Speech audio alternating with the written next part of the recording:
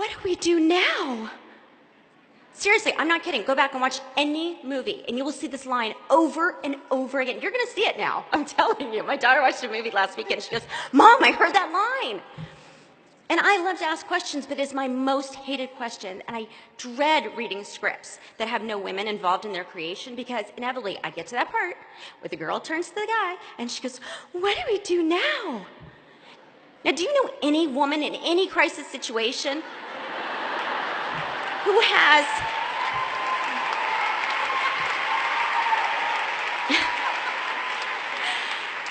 any woman in any crisis who has absolutely no idea what to do? I mean, don't they tell women, they tell people in crisis, little children, that if you're in trouble, talk to a woman. It's ridiculous that a woman wouldn't know what to do.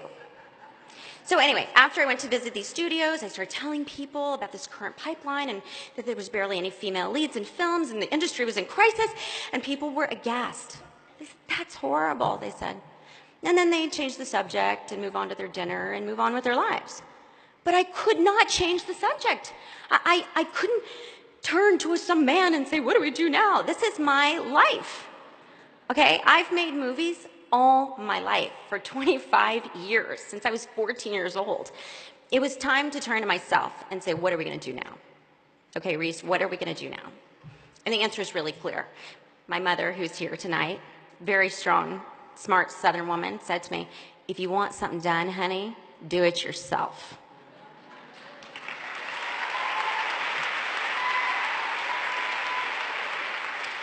So I started my own production company, Pacific Standard Films, with the mission to tell stories about women. And I was nervous, y'all. I was spending my own money, which everyone in the movie business always tells you, don't spend your own money on anything.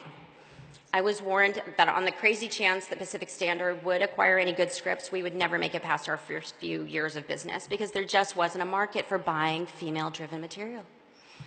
But like Elle Woods, I do not like to be underestimated.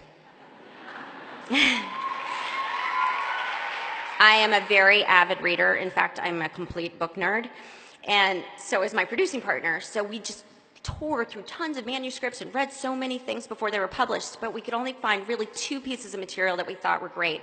And we optioned them with our money, and we prayed that they would work. Both were strong, complicated, fascinating women at the center, and both were written by women.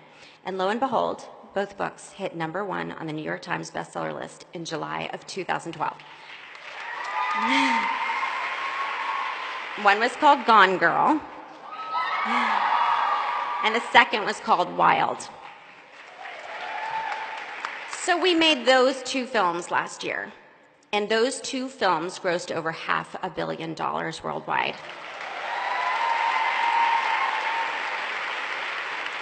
And we got 3 nominations for Academy Awards for women in acting performances. So that was year 1. And against the odds, Pacific Standard has had a year 2 and a year 3. We've bought 5 more best-selling books. Next year, we're going to make 2 of those, Big Little Lies and Luckiest Girl Alive, into films. We have over 25 films in development and 3 television shows, and they all have female leads of different ages and different races and different jobs. Some are astronauts, some are soldiers, some are scientists. One is even a Supreme Court justice.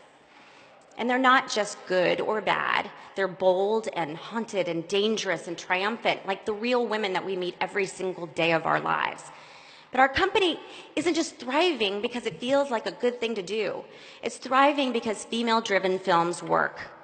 This year alone, Trainwreck with Amy Schumer, Melissa McCarthy's Spy, Pitch Perfect 2, Cinderella, the Hunger Games franchise that has made over $2.2 billion worldwide. Films with women at the center are not a public service project. They are a big-time, bottom-line enhancing, money-making commodity.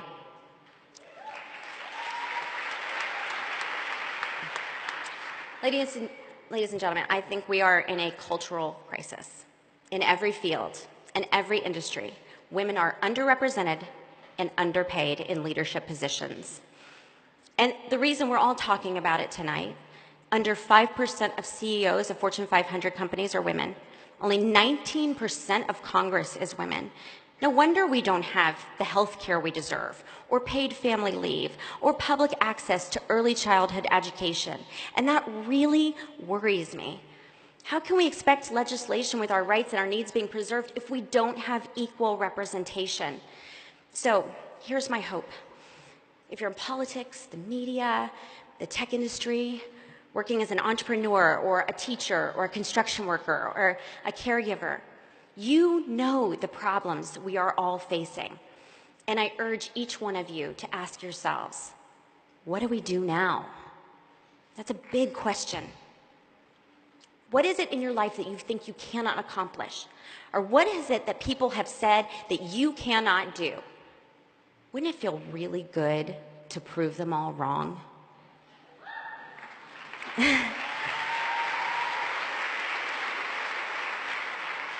Because I believe ambition is not a dirty word.